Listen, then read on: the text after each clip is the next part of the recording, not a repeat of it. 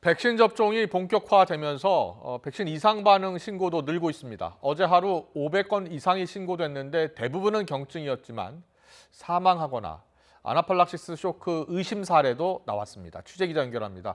신현준 기자. 네, 신현주입니다. 네, 백신 접종이 하루 6만여 명씩 지금 이루어지면서 이상 반응 신고도 늘고 있는데요. 먼저 오늘 집계된 현황부터 전해주시죠. 네, 오늘 0시 기준 새로 접수된 백신 이상 반응 의심 신고는 모두 511건입니다. 이 가운데 505건은 예방 접종 뒤 흔히 나타날 수 있는 두통이나 발열, 메스꺼움, 구토와 같은 경미한 사례였습니다.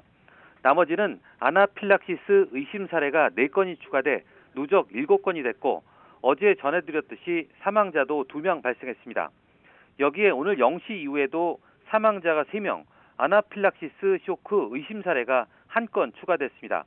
이로써 지난달 26일 접종 시작 이후 누적 의심 신고는 722건으로 늘었습니다. 아나필락시스 의심 사례는 누적 8명이지만 이 가운데 7건은 실제 중증 반응 여부가 확인되지 않은 아나필락시스 양 반응 사례입니다. 하지만 오늘 접수된 1건은 아나필락시스 쇼크 의심 사례인데요. 요양병원 입원 중인 50대 여성은 어제 백신 예방 접종을 받고 10분 뒤 호흡곤란이 왔는데 알레르기 치료제인 에피네프린을 투여한 뒤 특별한 처치 없이 회복됐습니다.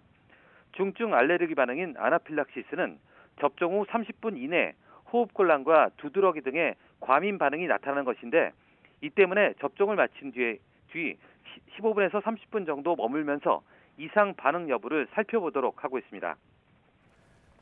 네, 그리고 어제 하루 백신 접종 현황도 나왔죠? 정리해 주시죠. 네, 코로나 백신 접종 현황을 보면 어제 하루 접종을 받은 사람은 6만 5,446명입니다. 이로써 누적 접종자는 15만 4천 명을 넘어섰는데요. 국내 전체 인구를 기준으로 하면 접종률은 0.3%입니다. 이 가운데 아스트라제네카 백신 접종자는 15만 1,679명이고 화이자 백신은 2,742명입니다. 접종 기관별로 보면 요양병원은 59.8%로 접종률이 절반을 넘어섰고 요양시설은 26.7%, 코로나19 환자 치료병원은 4.9%가 1차 접종을 마쳤습니다. 네, 그리고 전파력이 더 센 것으로 알려진 변이 바이러스 6건 추가됐다고요? 네, 방역당국은 이번 달 들어 확진 사례 118건을 분석했는데 6건의 변이 바이러스가 확인됐습니다. 변이 감염자 가운데 5명은 해외 유입 사례이고 1명은 국내 감염입니다. 국적은 외국인이 5명, 내국인이 1명이고 종류는 영국발 변이 바이러스가 5명, 남아공 변이 바이러스가 1명입니다. 해외 유입 확진자는 미국과 세르비아, 이라크에서 국내로 들어왔으며 자가격리 중 양성과 변이 판정을 받았습니다. 국내 감염자는 인천 연수구의 한 수출 매매단지 관련 확진자인데요. 지역사회 감염에 대한 변이 바이러스 감시를 강화하는 과정에서 영국 변이 바이러스가 확인됐으며 수출 매매단지의 나머지 확진자 7명은 변이 바이러스가 아닌 것으로 나타났습니다.